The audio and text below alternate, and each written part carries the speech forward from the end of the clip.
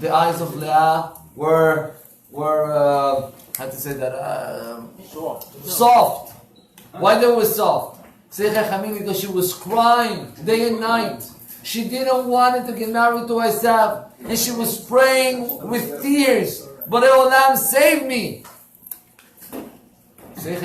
To pray, it's important. You don't want your education to be, you want to protect your education. It's very important to pray. It's important to do ishtadlut, to do an effort. But the ishtadlut, the effort have to have a limit. What was the mistake of Yaakov? You know what was the mistake? He put her inside the box. And the pasuk writes, Vayizgor, he closed the box and he locked it. Say, Chachamim, why you have to lock?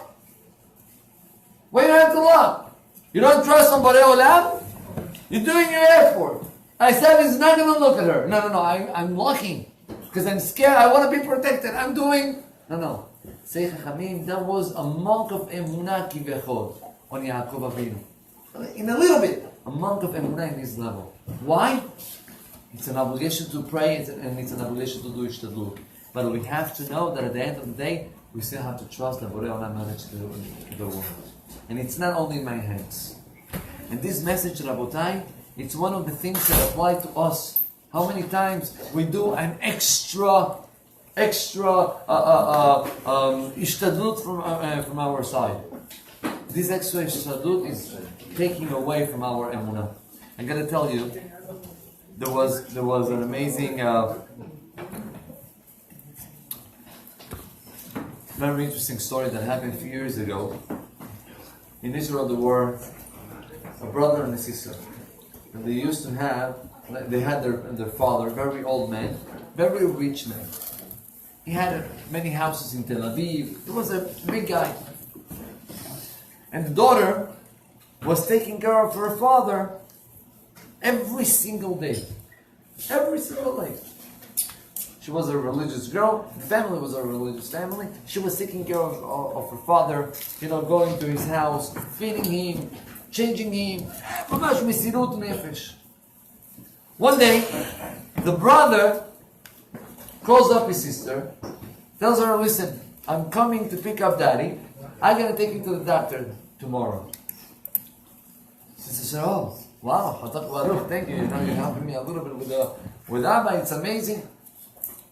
The guy came, took the father. They came back. Everything was okay. Years passed, and the father passed away. And he left the tzava. How do you say? The wheel. She opened the wheel, and in the wheel, the father wrote, I would like to divide all my belongings into two. Half to my son, half to my daughter. But to my daughter, I would like to give her a little bit more because of all the mesirut nefesh that she had done with me. Daughter comes to her brother with the wheel, and the brother smiles and he says, I just want to tell you something. I have a second wheel that our father signed later. We don't even have a second wheel. Yes, and he's taking out another wheel with the signature of his dad, with the signature of a lawyer. What happened was, that day that the brother took the father to the doctor, wasn't the doctor. He took him to the lawyer to take away all the zechuyot,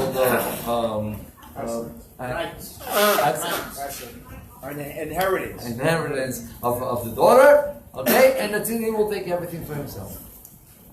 Huh? Wow. Gazlan, huh? Fun. Liar, stealer, everything.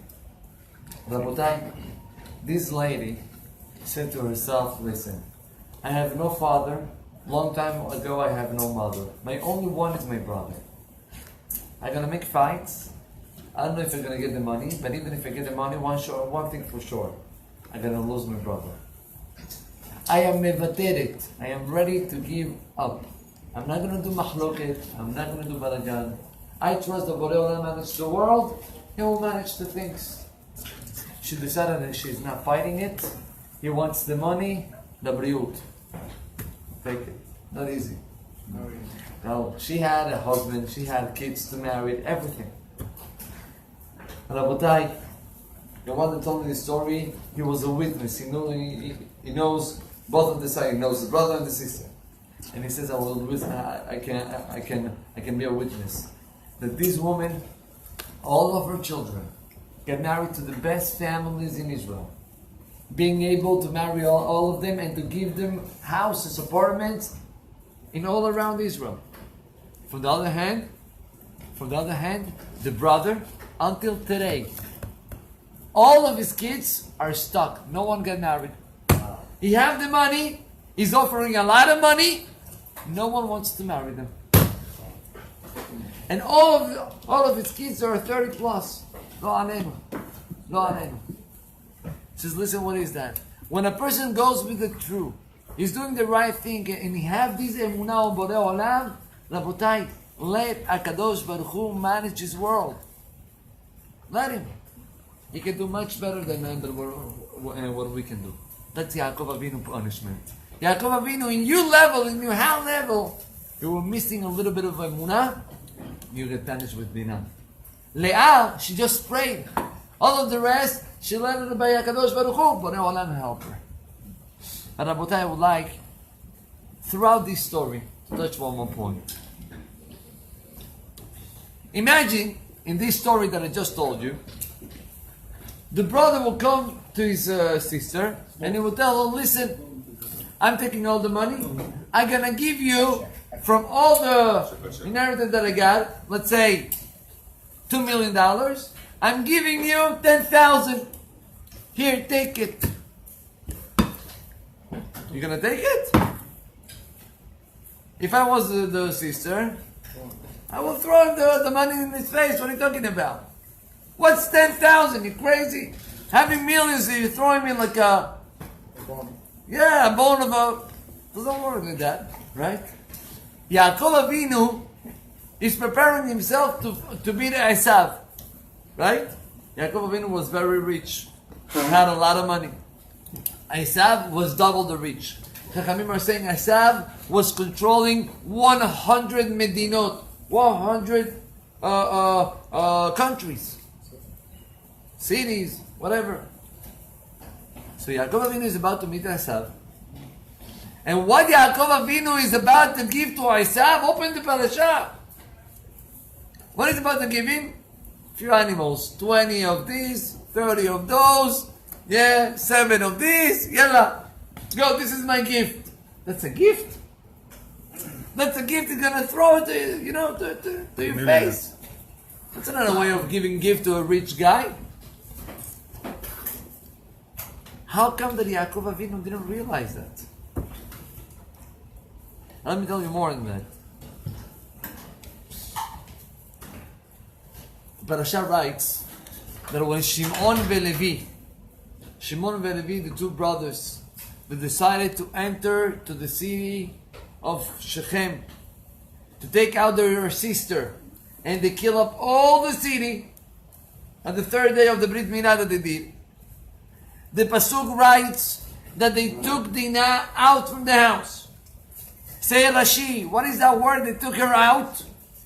Say Rashi, because Dinah didn't want it to go. She was comforted. And she didn't want it to go. They took her against her will. Rabbi, I don't understand. Dinah, she's not a girl from the street. Dinah, she's the daughter of Yaakov Avinu. Dinah, she's not a Rashayit. She's a Tzedeket. How come that Dinah, when they're coming to save her from a goy, she doesn't want to move? What's going on over here? Rabbi Yerucham of Mir is writing something amazing. He says, what's the name of Esav? Hu Esav Avi Edom. Esav is the manager of Edom. What's Edom? You remember the beginning of the story, Yaakov and Esav with the lentils that were red. Say Chachamim, why Esav is called Edom, not a Sa'ir? He was the king of Sa'ir also. Why Edom? Because Esav is teaching us one thing. Esav was the title of a person that he doesn't care what's going to be in the future. He wants whatever right now can give him pleasure. By the story of Yaakov and Esav, Yaakov was preparing those land of soup.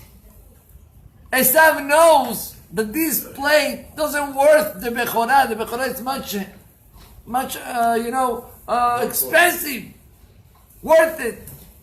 So why is he selling it? Because right now he have a desire. And Esav is a symbol of not controlling desires. Esav, who is the angel of Esav? The Samech Mem, the Satan, the Yetzer Hara, the Malach HaMavet is the same guy. The Yetzer Hara who is inside us, that sometimes is blinding us just to see whatever my desire is asking for me and not to think what's going to be the result of that desire. That's why Yaakov Avinu was a smart guy. He said, I know my brother. I know that my brother is very rich. But at the end of the day, who doesn't want a little bit more dollars? Esav is ready to do whatever if he's going to get more from you. That's his desire. That's why Yaakov Avinu didn't have to give him a lot of thousands of animals. 20, 30. Halas. He's going to take it. And the Torah is telling us. What happened by Dinah, Rabotai? By Dinah happened the same thing. When this guy, Shechem ben Hamor, comes up and he catch Dinah, say the pasuk, Vayedaber al lev ha'na'ara. He spoke to the heart of Dinah. What is these words? Al lev ha'na'ara. Say Rabbi Rucham, the idea is like this. A person can know a lot in his mind. He knows what's right and what's wrong.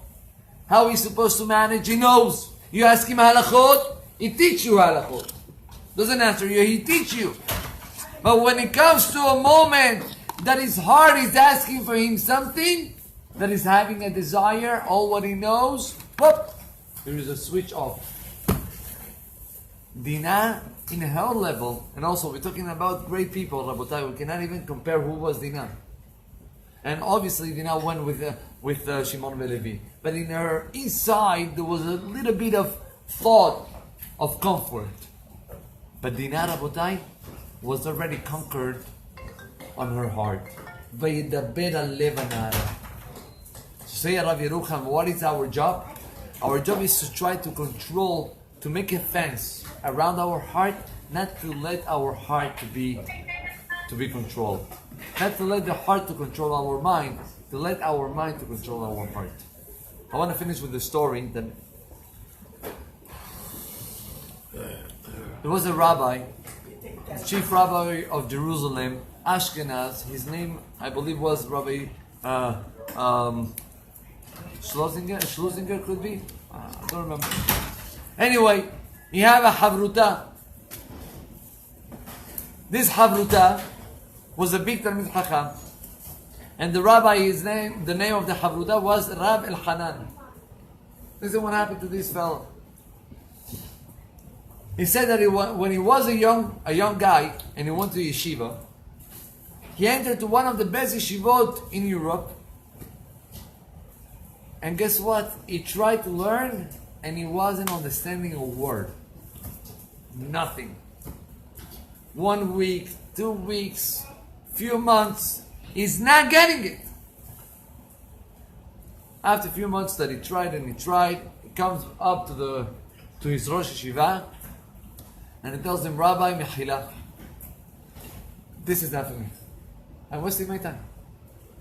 You know me. You know that I'm trying. I'm doing my effort. Rabbi, I'm going out from the yeshiva. At least I'm going to work. You know, at least you do. The rabbi said, you're right. You're right. You know what? I give you the permission to leave the yeshiva and to go to work. Just one thing. I want you to be kovei aitim leTorah, to have a fixed time every single day, doesn't matter what happened, of learning Torah. The guy said, of course, Rabbi, and of course I'm going to dedicate those hours. And say the guy that the yeshiva decided to make a party, not a party, how you call that? Before a guy leaves, type of party, Gonna wait. All the Bachurim made this party. They hug him. Okay? And the guy was already prepared with his suitcase and luggages. He was in his room, he's looking at his watch, and he said, listen, I still have an hour until the train will pass. I'm gonna stay a few minutes over here. I don't want to be waiting on the train station. The guy stayed in his room with the luggage. What is he gonna do now? He's bored. Started to look all around. All of a sudden he sees on top of one of the shelf in the room, top of the closet, he sees a book, old book, all of dust and everything. Takes the book, cleans it a little bit, open it. First page that he opened, he's reading. A person should know that there are moments that that Borei Olam is closing everything around him, all the gates, and he feels himself that he's not able to do anything. But he should know at that moment, don't give up. It's a test that if you will be able not to give up, you're going to see how HaKadosh Baruch Hu is going to take from that situation and he's going to flip it over and you're going to get beracha that you didn't even imagine. That's the book, that's what he's reading. He said to himself, Ya Habibi, why I have to read this now? Now I have to read it. Everybody already, made the party, everything. But somehow those words enter to his mind, stick. He says to himself, you know what? I'm going to give it one more week. He left the room, he went to the Beit Midrash, he opened a Gemara. He told to one of the boys, listen, don't ask me too much questions. Everybody was looking at him. We already did our party, well, now you stay? Okay, the guy said, I don't care about the others. I'm doing whatever I have to do. He took his Havruta, do me a favor, let's learn 1 hour. They opened the Gemara, they started to learn. The boy said, I don't understand, I have this question. And the boy said, the question of the Rashba. Of the Rashba? Yeah, let's open the Rashba. Continue a little bit more, another question. Question of Rabbi Akiva Eger. Whoa! And like that, and he said, I started to learn, and all of a sudden I started to understand all what I'm learning. And asking questions that the Rishonim and the Haronim are asking. And he became this Havruta from the Shozinger. He says, listen, the Nisayon is like this. Borei Olam is putting us in certain moments that now you have the choice. You're going to go according to your feelings, according to, I'm embarrassed, the people are going to look at me like that, and then, or I'm doing whatever it's right to do. When a person is ready to control his heart throughout his mind, the beracha can come. But if it's going to be the opposite, Esav avi Edom. That's the midah of Esav. So Rabbi, let's take these two messages. Message number one, the idea of bitachon and emunah on HaKadosh Baruch Hu. Like Yaakov did, or Yaakov was punished by Dinah, that he didn't have this full emunah. And message number two, to be able to control our hearts, our ta'avot, throughout our mind, and then to see only beracha v'atzlacha. Amen. Amen.